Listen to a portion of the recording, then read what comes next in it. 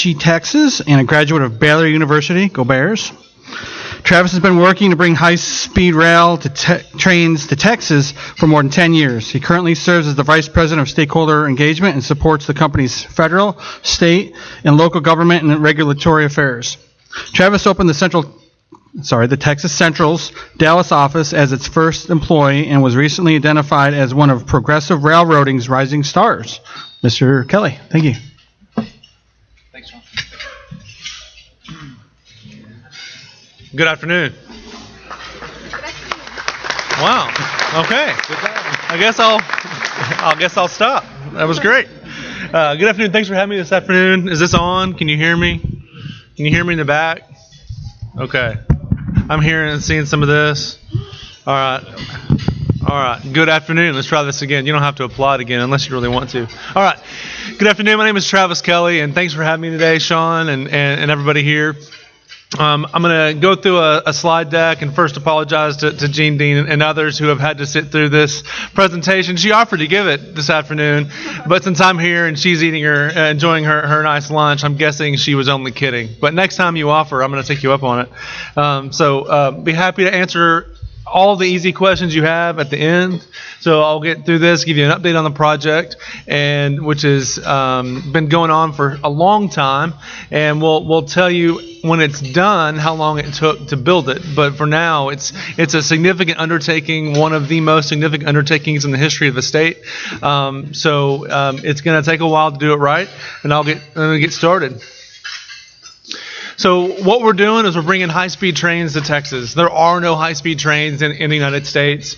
The Acela, the Northeast Corridor, is the closest thing we have, and it averages about 150 miles. No, it averages 80-something miles an hour. It peaks out at 150 in a couple of spots in the Northeast Corridor. But short of that, there is no high-speed rail in the United States. So we're bringing the Tokaido Shinkansen technology to Texas. That is the high-speed train technology that's been operating in Japan since Japan introduced the concept of high-speed train travel to the world in 1964.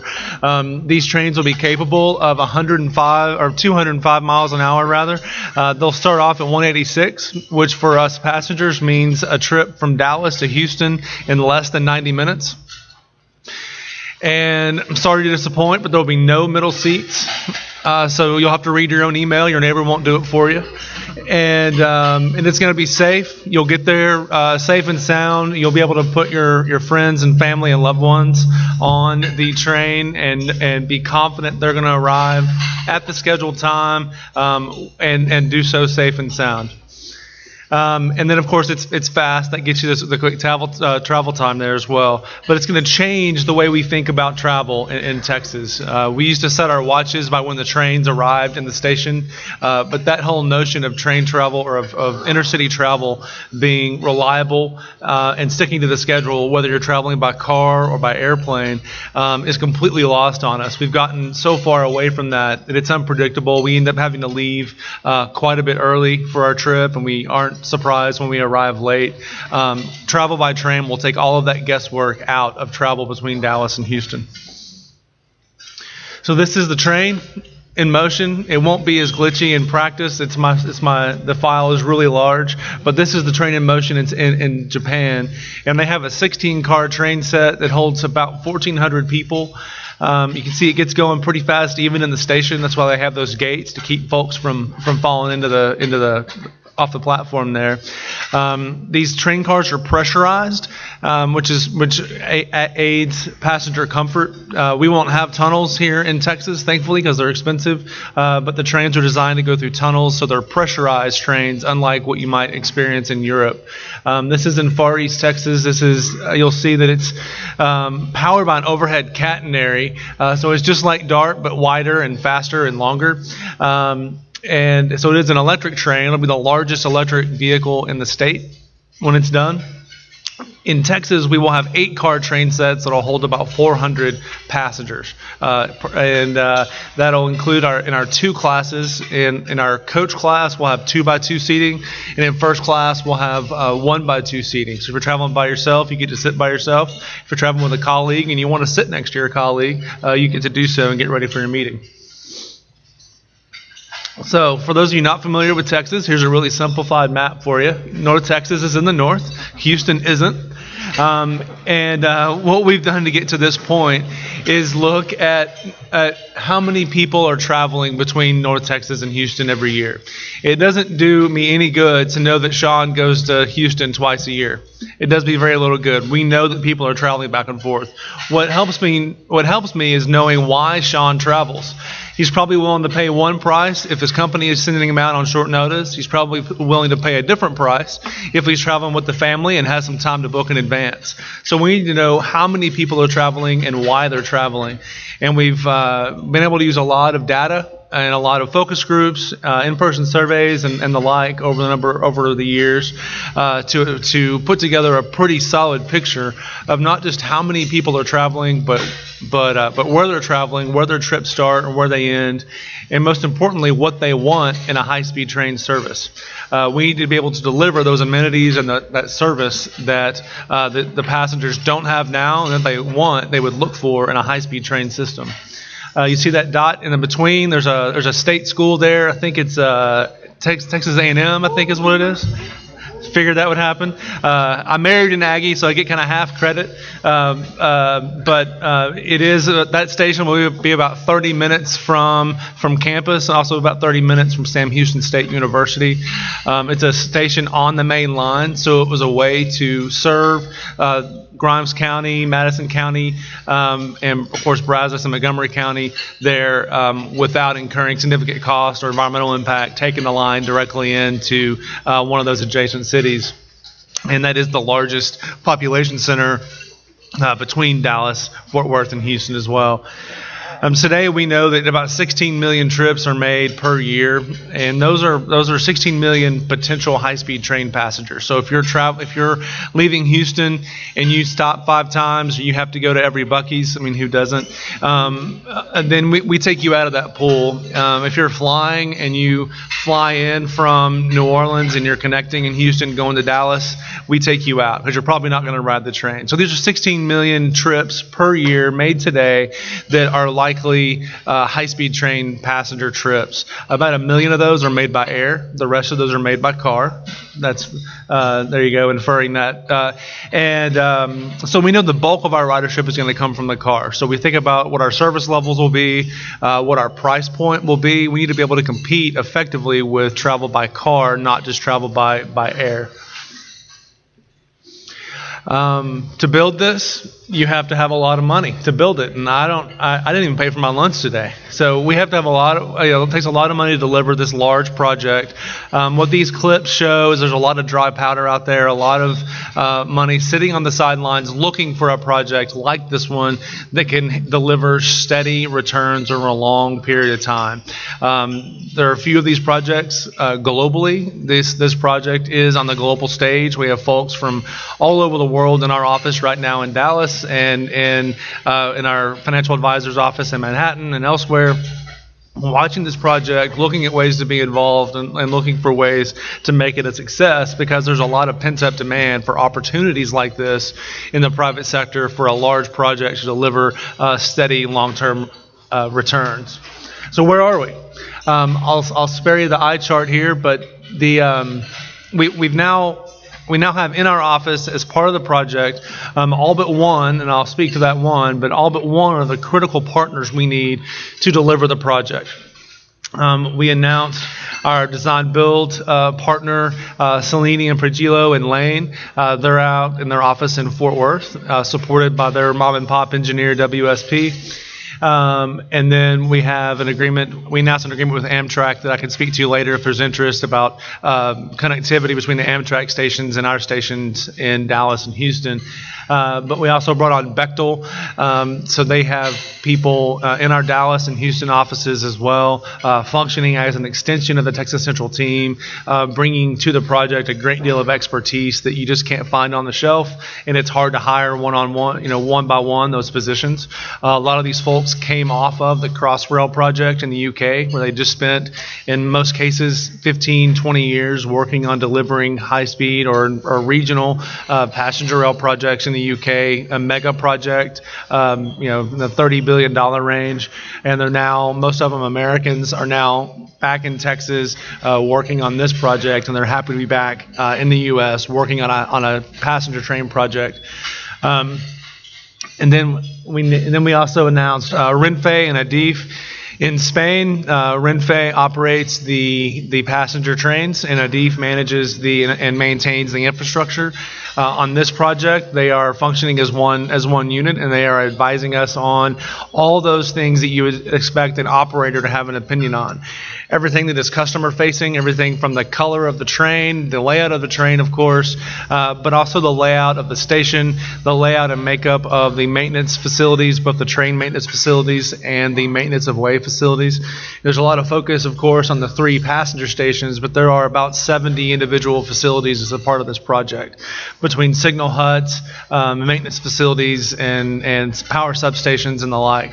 So there's a lot for the party that will be ultimately responsible for maintaining the system to weigh in on at this phase of the project, as the size of those facilities is finalized as part of the environmental review, and then how we're going to actually conduct the maintenance once the system is turned on. So Renfe and Adif, they now have 8 people, I believe now, full-time in our Dallas office working on that, providing that operator's perspective on the development of the project. And then I mentioned our financial advisors, Citigroup. Now, they are not paying for the project. That's not what they do, but they are representing us as we go out to that global market to get to line up the debt and the equity to deliver the project. And they're working alongside MUFG, which is a Bank of Tokyo, or the Bank of Tokyo, working with the Japanese portion of the debt and the equity that's a part of this project. So there are, at any given time, a few dozen folks in some, Tony conference room in Manhattan working on this project as well. A lot of folks bringing their expertise to this project around the country and around the world, and it's a lot of fun to be a part of. So we talk about building the train every day. We're not physically turning wrenches on a train, but what does that mean? There are a few.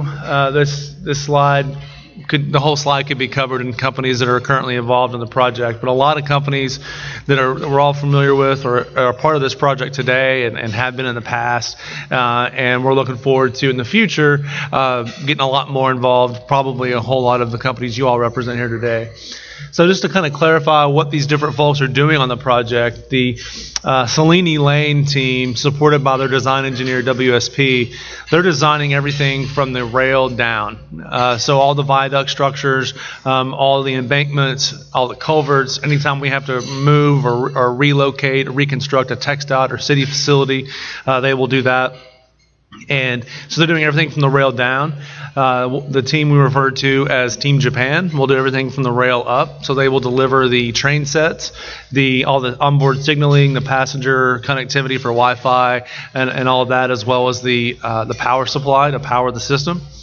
And then Renfe and Adif will be involved in the operation of the system ultimately, and will train the staff that will sit in the cabs and run the train. Will train the teams that will maintain the train and the systems as well. I mentioned that there was one partner missing, and that is for the station contractor. The stations are not a part of the FBB, the First Bullet Builder Scope, the team that's comprised of Salini and Lane. That is a separate procurement that will be going out, and we're in the process of identifying that team right now. So by year's end, we will have our stations contractor on board as well, and we will have all of the partners in the room that will be required to deliver the project in the end.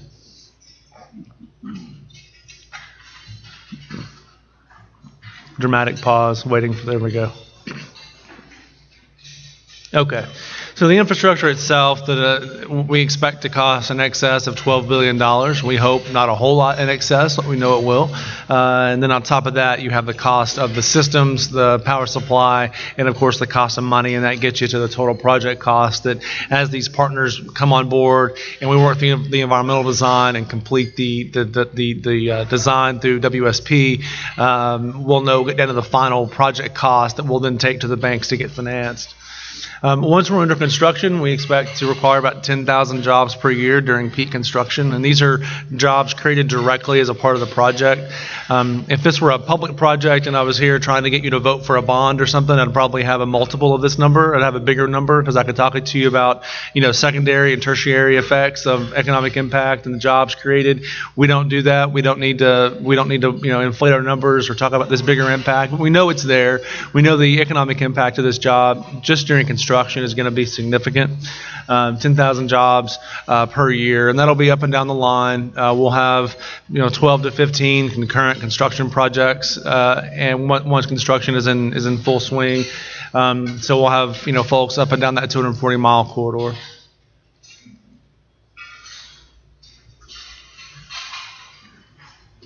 There we go. I'm not driving the train, don't worry. There we go. Okay. And then once the train is operational, the railroad itself will employ about 1,500 people. And we'll have employees in just about all of the 10 counties that will have some facility in. As you would imagine, most of those jobs will be in the Dallas and Houston areas associated with the passenger stations and the train maintenance facilities, but there will be maintenance of way facilities and some of those other 70 facilities I mentioned that are located in just about every county along the way. So these 1,500 jobs, those are permanent, and again, those are just employees of the railroad. We know that we will have a lot of logistics and support jobs created as a result of this train on an ongoing basis, and that will also be significant. So we know we can talk about this incredible idea, which it is, this great project, which it is, but it obviously involves a lot of property that doesn't belong to any of us unless you're a landowner involved in the project. So this is not something that we hide behind or dodge or don't bring up. It's very sensitive, and it should be. It should be difficult to do a project like this in Texas, and it's proving to be just that, but it should be. And we're working with landowners on a daily basis. Right now, there's probably someone at a kitchen table talking to a landowner. We started in, I believe, 2016, working on negotiating options contracts with landowners who would be impacted by the project. And we have a great deal more flexibility than a state or a city entity would doing a similar linear project where we're not bound by offering what is the tax appraisal is. We're not bound by just purchasing what we need. We can purchase the whole parcel in some cases if that's what the landowner wants. We can do land swaps between landowners if that's what both landowners want. We've agreed to build new driveways, put in stock tanks, replace fences. A lot of these things that are common sense things that in many cases a public entity may not have the flexibility to do. We do have that flexibility, and we're finding that our approach is working. And we've got what I can say today is that we've got more than 30% of the parcels that we need along the entire route, including more than half of those in Grimes, Madison, and Waller counties. Now, we've been saying that number for a couple years now, but that's not to say there hasn't been a whole lot of progress. That's just what I can say today, so stay tuned. But the progress, the process is working, and there are many more testimonials than just these three on our website where landowners have dealt with us, and they've dealt with pipelines and other industries through their property, and they come out of the process with us saying good things and many times. I mentioned before the environmental impact of the project. About half of the project is going to be built on a viaduct like this, where we go and never will we intersect with another road or freight train or passenger train at grade. It's entirely grade separated, which is safe for everybody involved, but it's also electric. So it is as green as our grid is, and our grid is getting greener and greener. So that's a good thing for the future of Texas. And air quality, of course. I spoke to the environmental or to the economic impact as well. Thanks to if any of you all are obviously civically engaged, so if you're a member of any of these organizations, thank you. This project has become better through the support and the feedback and contributions of a lot of entities and individuals around the region and around the state. Many of these groups have been very active on behalf of the project in both Austin and Washington, so we're very grateful. This is not a project that was conceived and confined to a conference room in Dallas or Houston. This is very much a product of everyone's best idea, and we're grateful for that because this project will outlive all of us, so it's important that we do it right. These are some of the organizations that have formally supported the project. And then finally, the shameless plug time for all of you that already have your phones out. Go ahead and text TRAIN to 52886, and I'll let you keep up to speed with what we're doing.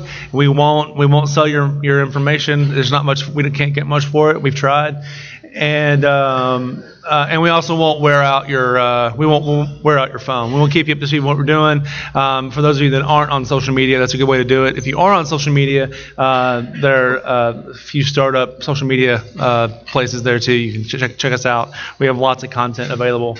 And with that, I'm happy to answer any questions as long as they're easy. Yes, sir. So where are the gift train stations picked out in Dallas and Houston? The question was, where are your train stations in Dallas and Houston? The station in Dallas is going to be immediately south of the convention center on the south side of I-30. There's about 60 acres of Johnson grass and mesquite trees on the other side of the river from the south side of the Lamar building. That's where our station will be, and we'll have pedestrian access to Reunion Arena area for whatever gets developed there. The convention center, there are 3 DART stations in that close proximity: Union Station, Convention Center, and Cedars. So we're working with the city and others on pedestrian access and other access there. In Houston, we're at the current site of the Northwest Mall. It's at the I-10, I-10, 610, 290 interchange there. So we're working on connectivity to Houston Metro and of course the thoroughfare system as well. And then the I didn't say, but the Brazos Valley station is at the intersection of our line, our north-south line, and IH30. Sorry, SH30, State Highway 30. Yep. Yes, sir.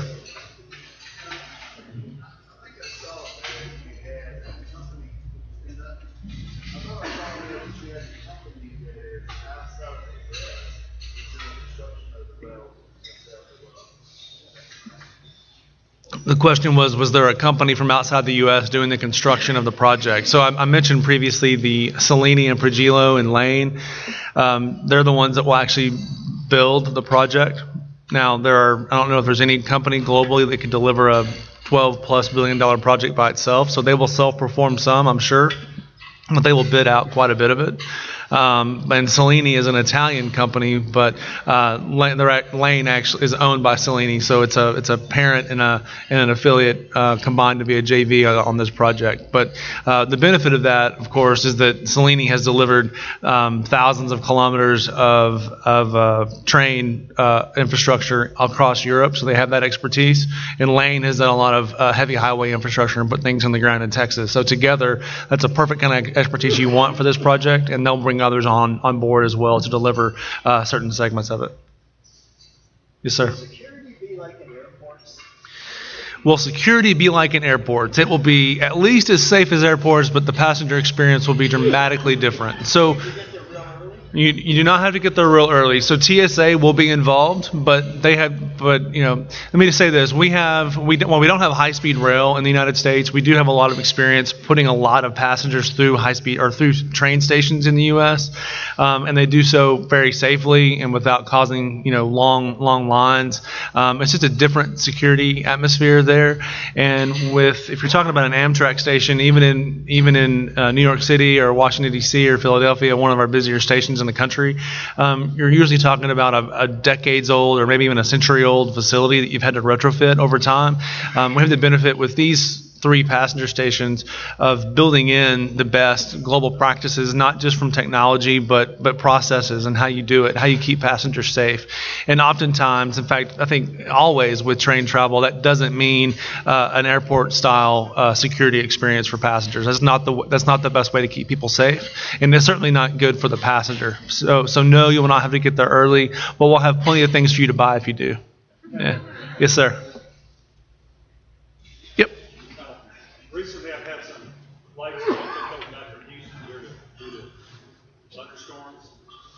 Train operators, heavy thunderstorms. Did Nancy give you that question? No? Okay.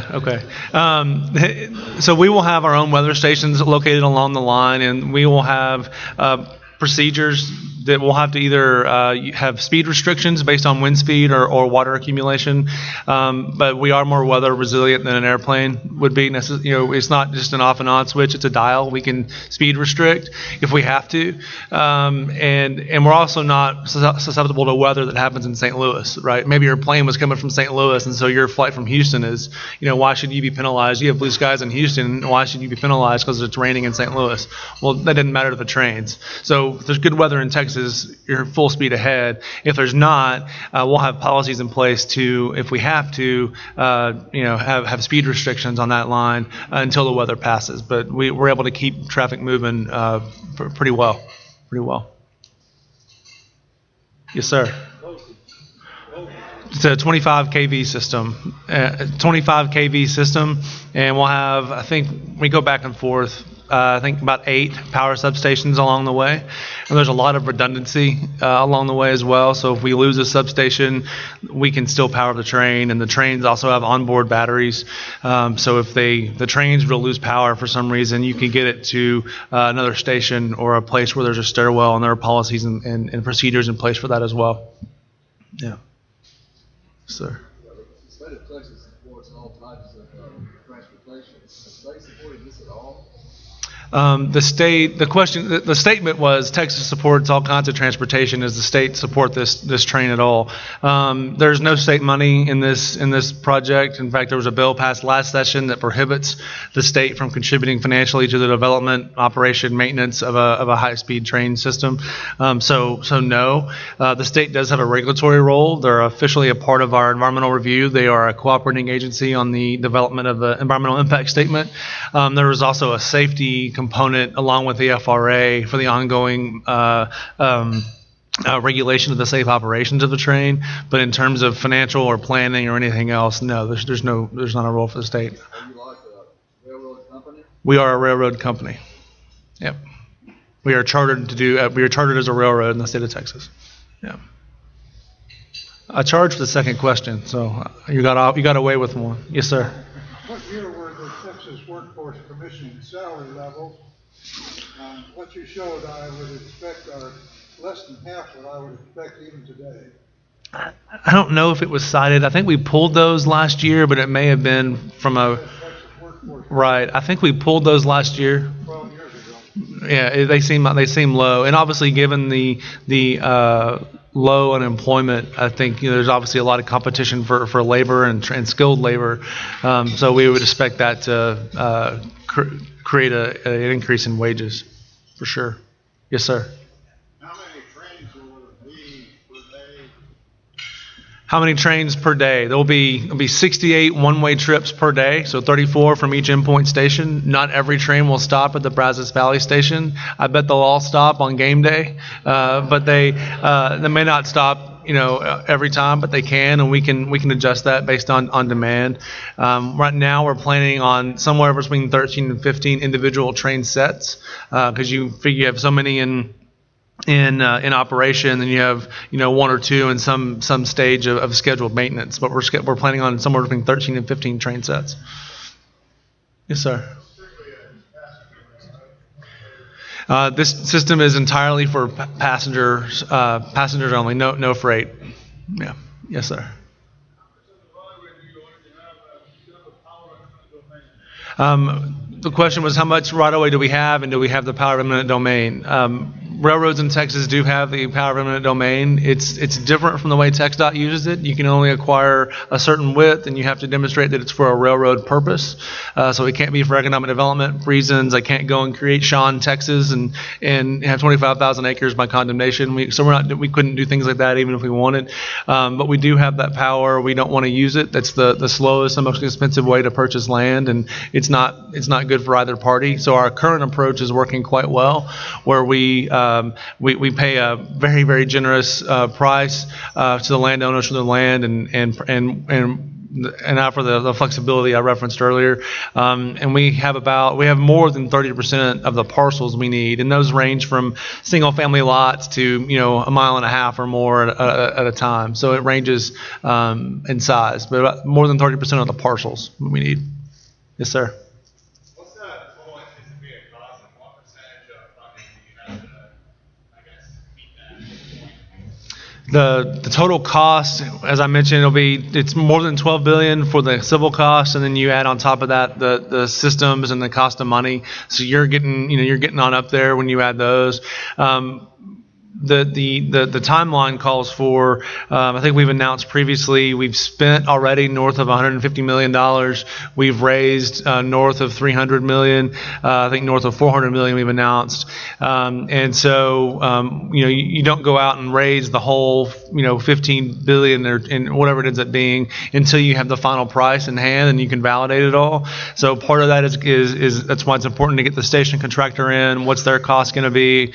Getting further into the environmental review process, which we hope will conclude this calendar year, and knowing how we can design a system within the constraints of that environmental document, and then we get the cost to go to the banks. So it's really too early for us to go out and start raising that big money, and we have plenty of money to sustain our operations and get the work done we need done to get to that point. But we've spent a lot of money. We've got a couple hundred people working full time on the project any given day, about 50 in our Dallas office, 100 or more in Fort Worth, then a couple dozen between Houston and Austin and DC and New York.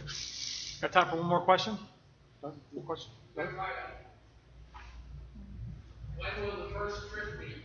When will the first trip be? Well, we're selling tickets now. The first one's kind of expensive, but I'm happy to talk to you afterwards. We're involved in a couple of regulatory processes. One's the environmental that I referenced earlier. The other is the approval of our safety rules. There are no rules that tell you how you run a train at 200 miles an hour in this country. So we expect that to conclude all of that, hopefully by first quarter next year. And then we issue notice to proceed to our contractors. We're looking at probably 6 years of construction. And within that 6 years, that we'll also do testing and commissioning. We have to run all the trains for a year before we can start selling tickets and put the public on them. So we're talking 2026. Best case scenario, assuming that the federal government moves as fast as we would like for it to. So we're getting there. We're moving hard. And that's why I opened with, when we're all done, we'll tell you how long it took. But it's hard to prognosticate at this point how long it's going to take to develop the largest project in the history of the state, but we're getting there, making real progress. One last question. I know Doug's been having his hand up. Oh, sorry. You mentioned that the train is going to be shorter than the similar train in Japan. Is that due to technical reasons of the design of the train and the track and the structure, or is that just based on anticipated ridership? The question is why the difference in the length of the train sets in Japan, the 16 car and the 8 car in Texas, and it is as you would suspect based on ridership. Japan has 90 million or more people, and this high speed system forms the trunk of their transportation system. We would love to need 16 cars, but we think that the 8-car system, and we're building it's double track the entire way, so dedicated northbound and dedicated southbound. You never have two trains headed in the opposite direction on the same track, which seems pretty elementary, but will be rather unique among U.S. passenger railroads. But what that does is it lets you have a lot of capacity on that line, which will future-proof this system for decades of even high-end projected growth in Texas. Yeah. Thank you all very, very much. Appreciate the opportunity Let's give today. Mr. Kelly a applause. Gift for you.